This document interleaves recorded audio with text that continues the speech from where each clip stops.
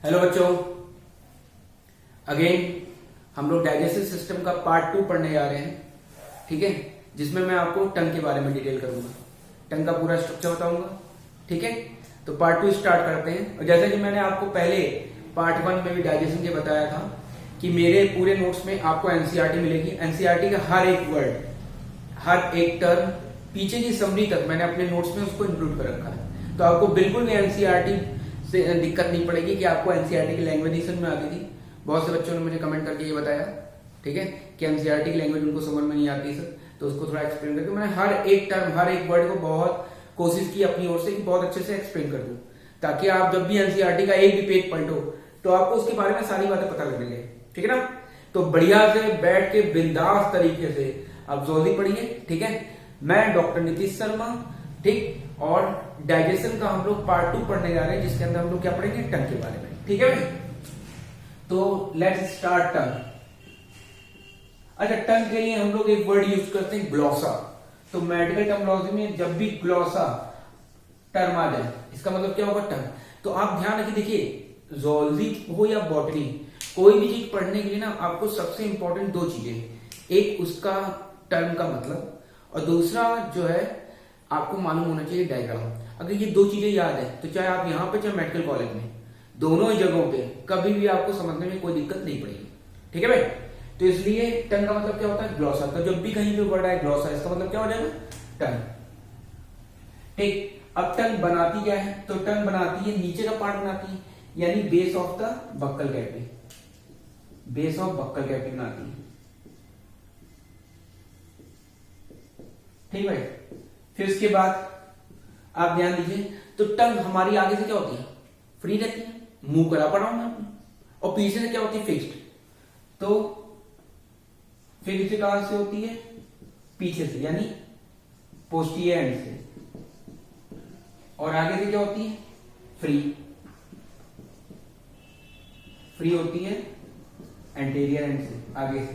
ठीक है बेटा, एंटीरियर एंड से ये फ्री रहेगी और पोस्टीरियर एंड से फिक्स रहेगी। जबकि फ्रॉग में उल्टा होता है, फ्रॉग में आगे की पोर्शन फिक्स रहता है और पीछे का फ्री रहता है। इसीलिए देखते नहीं हो, जब वो मॉस्किटो पकड़ता है तो पीछे की पूरी रोल्ड टर्न होती है, उसको यूं बाहर फेंकता है तेजी से बाहर, और उसको मॉस्किटो पकड़ के तुरंत डिग्लोटेट कर लेता है, यानी निकल देता है। ठीक है, लेकिन हमारे उल्टा। दूसरी बात, आप देखिए टंग नीचे साइड में एक थ्रेड लाइक स्ट्रक्चर दिखाई देता है आपको।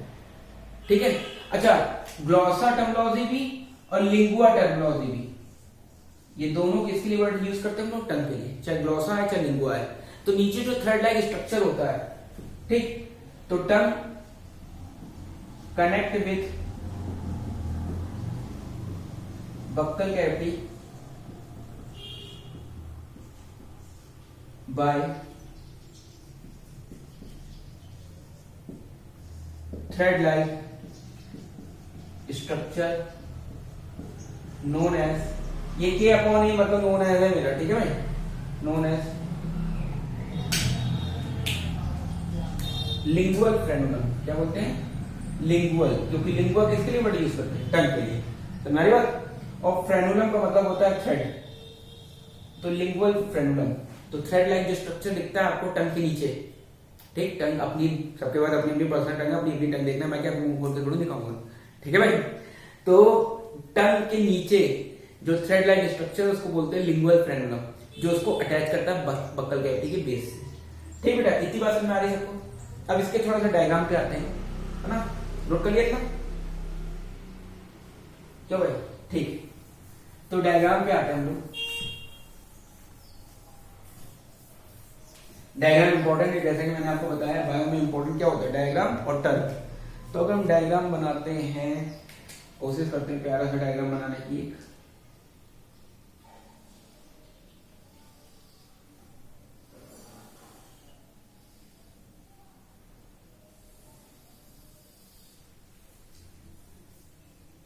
जिसकी जैसी टंग होगी वैसे बना लेंगे डायग्राम में। ठीक है, अब मेरी खूबसूरत टंग थी तो मैंने खूबसूरत बनाने का काम किया, तो टेढ़ी हो गई क्या, हाँ ये रहा प्रपोजल। चल भाई,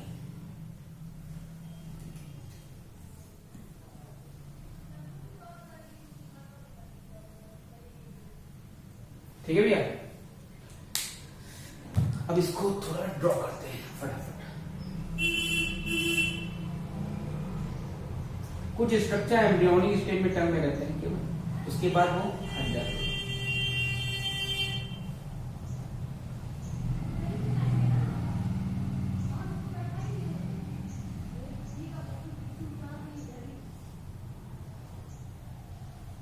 ये टॉन्सिल बना रहे हैं। टॉन्सिल क्या होता है?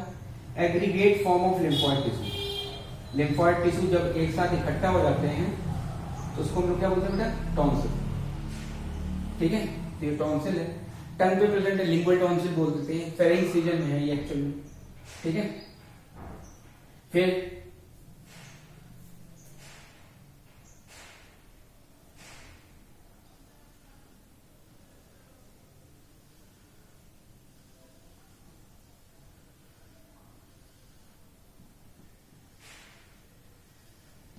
ये 8 से 12 9 ब्लैक जो स्ट्रक्चर दिख रहे हैं, ठीक है, 8 से 12 होते नंबर में।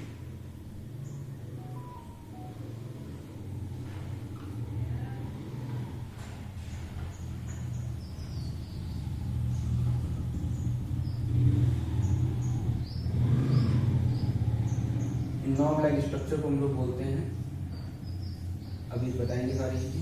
ठीक है बेटा, ड्रॉ करो पहले डायग्राम सब लोग। डायग्राम बहुत इंपॉर्टेंट रहते हैं, मैं फिर से बता रहा हूं। डायग्राम याद तो आधे से ज्यादा चीजें आपको वैसे याद रहेंगी।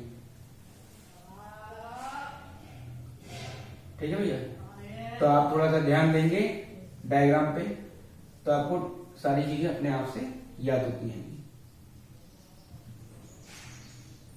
खूबसूरत डायग्राम बनाने की कोशिश करना। ये मत सोचना कि ये मैं नहीं देख रहा हूं तो तुम बेकार सा डायग्राम बना लोगे। ठीक है, आपको आपकी अंतरात्मा हमेशा देखती रहती है, तो आप मुझे सोचिए कि मैं अंतरात्मा हूं जो आपको हमेशा देख रहा हूं। ठीक है, और भैया मेहनत का कोई अल्टरनेट नहीं है, मेहनत करोगे आगे बढ़ोगे। ठीक, देखते हैं इसको डायग्राम को। ये फेरिंक्स रीजन में पार्ट पाया जाता है। अभी फेरिंक्स क्या है ये बताएंगे, तो इसीलिए इसको क्या बोलते हैं? Pharyngeal part.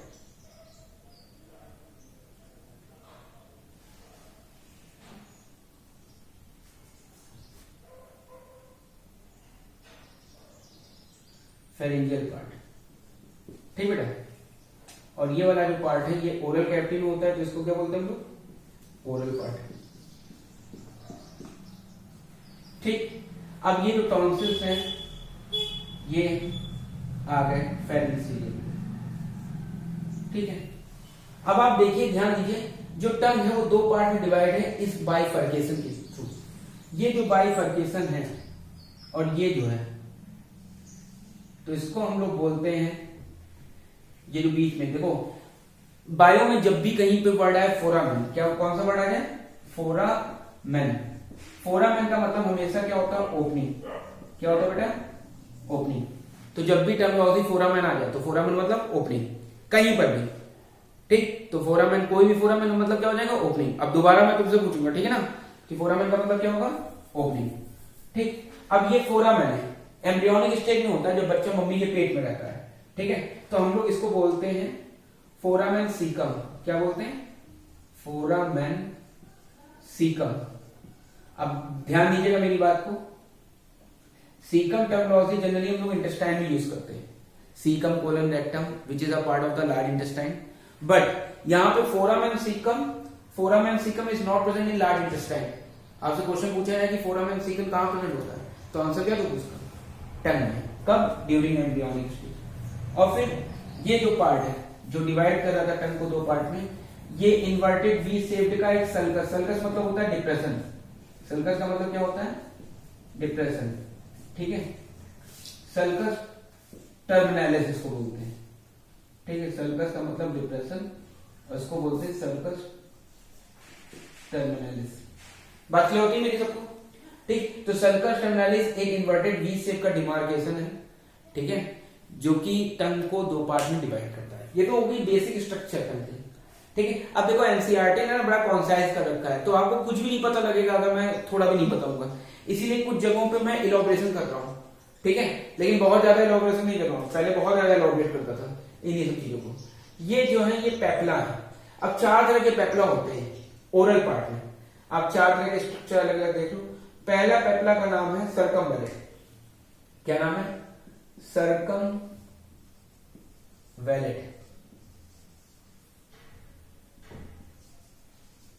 ठीक है, सर्कमवेलेट पेप्ला।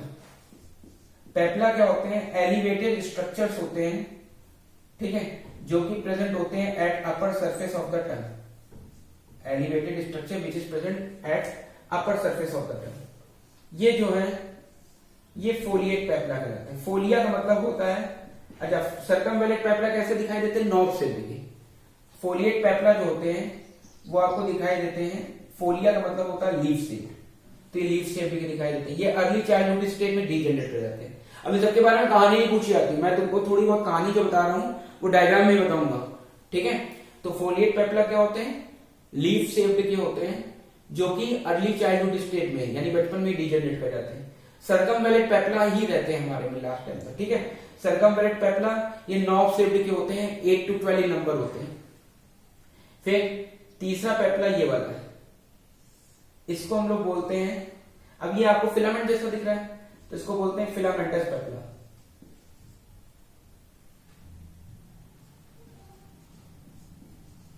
फिलामेंटस पेप्ला, ठीक। और फिर ये चौथा, ये कौन सा होता है? ये मशरूम शेप का दिख रहा है, तो आप ऐसे याद रखना, मशरूम क्या होता है? फंगस, तो ये फंजीफॉर्म पेप्ला, ठीक। तो 4 पेप्ला होते हैं, यानी 4 तरह के एलिवेटेड स्ट्रक्चर होते हैं over the upper surface of the tongue, which are the circumvallate papilla, foliate papilla, fungiform and filiform, ठीक। ये 4 तरह के पेप्ला प्रेजेंट होते हैं over the upper surface of the tongue, यानी ऊपर की साइड में। इन्हीं के नीचे जो है वो क्या प्रेजेंट होती हैं? इन्हीं के नीचे प्रेजेंट होती है टेस्ट बड। अब कौन कौन से टेस्ट बड होते हैं वो हम बताते हैं, डायग्राम ड्रॉ करो, ठीक है। मैं भी पानी पी लूं तब तक।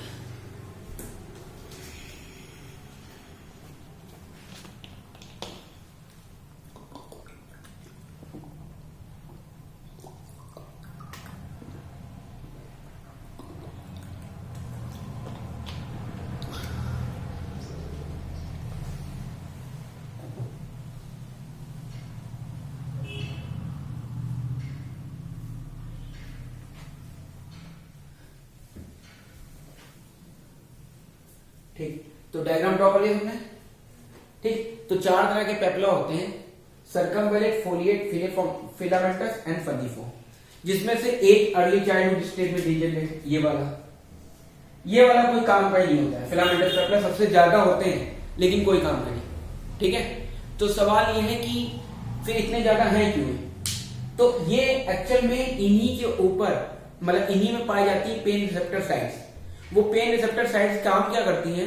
वो जब आप चिली खाते हो, मिर्च खाते हो, तो आपको जो चिली टेस्ट मिलता है, वो चिली टेस्ट किस वजह से मिलता है? चिली टेस्ट एक्चुअल में यहाँ पे प्रेजेंट होने वाली पेन रिसेप्टर साइट्स होती है, वो आपको जब वो देती है चिली टेस्ट, यानी बर्निंग सेंसेशन, ठीक है। तो burning sensation given by the filamentous papilla कह सकते हो, क्योंकि इसके नीचे क्या होती है? पेन रिसेप्टर साइट्स, ठीक है। और फिर फंजीफॉर्म पेप्ला, फंजीफॉर्म पेप्ला में ही टेस्ट बड होते हैं, यानी टेस्ट बड 2 लोगों में, किसमें? एक सर्कमवेलेट पेप्ला में टेस्ट बड होता है, किसमें? सर्कमवेलेट पेप्ला में टेस्ट बड होता है, और दूसरा किसमें होता है? फंजीफॉर्म में। उसके अलावा टेस्ट बड किसी में नहीं है, ठीक है। तो आपको जितने भी टेस्ट पता लगते हैं, टेस्ट 3 ही है, ठीक, अकॉर्डिंग टू एनसीईआरटी, एक स्वीट, एक सॉल्ट और एक सार टेस्ट, ठीक है, यानी खट्टा, मीठा और नमकीन। उसके अलावा कोई भी टेस्ट टंग पे नहीं प्रेजेंट होता है, ठीक है।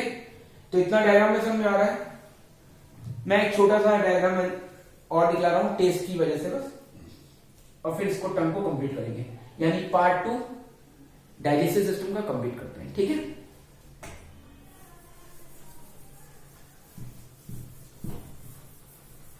आई होप आपको सारी बातें बहुत अच्छे से समझ में आ रही होंगी। आप एनसीईआरटी उठा के देखोगे, आपको हर एक पार्ट बहुत अच्छे से समझ में आ जाएगा, ठीक है। मान लो मैं टंग का डायग्राम, तो मैं बनाने की जरूरत नहीं है, बहुत ज्यादा जरूरी लगे तो बनाना, अदरवाइज रहने देना, ठीक है।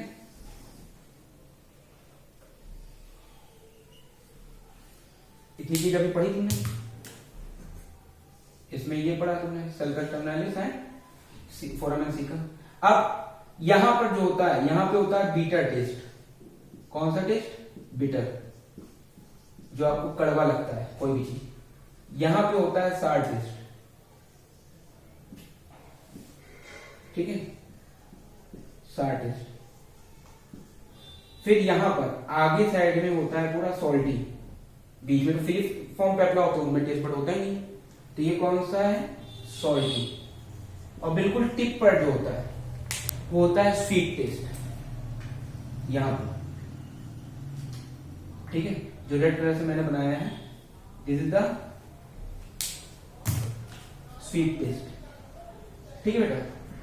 देखो नेचर ने कैसा सिस्टम बना रखा है, आप हमेशा मीठा बोलिए, अच्छा बोलिए लोगों के लिए, इसीलिए स्वीट टेस्ट को कहां रख रखा है ताकि मीठा बोलते रहो, बिल्कुल टिप ऑफ द टंग, ठीक है। सॉल्टी थोड़ा सा पीछे, कभी कभी नमकीन बोल देना चाहिए, मिक्सचर हो गया, ठीक है। साग, ठीक है, और बीटर टेस्ट, कड़वा बोलना ही नहीं चाहिए, सबसे पीछे है। बहुत से लोग नहीं टैबलेट उठा के पैरासिटामोल की पीछे रख लेते, उनका बस चले तो इस वेगस में सीधे डाल लें, ठीक है ना। तो वैसा नहीं करना चाहिए। अगर आप टैबलेट को इस जगह पे रखोगे तो आपको उसका कड़वापन, बिटरनेस कम महसूस होगी, लेकिन अगर आप पीछे रखोगे तो बिटर टेस्ट बट पीछे ही होते हैं, तो अल्टीमेटली आपको तुरंत टेस्ट बट से बिटरनेस फील होने लगेगी। तो this is all about the tongue. अगर आपको कोई दिक्कत लगे तो आप कमेंट बॉक्स में जरूर बताना, और जो भी टॉपिक या जो चैप्टर आपको ज़ूलॉजी में टिपिकल लगता हो वो मुझसे शेयर करना, तो मैं कोशिश करूंगा, चाहे वो नर्वस सिस्टम हो चाहे कोई भी, तो मैं शेयर करूंगा आपसे, ठीक है, अपने तरीके से उसको पढ़ाने का। Thank you very much.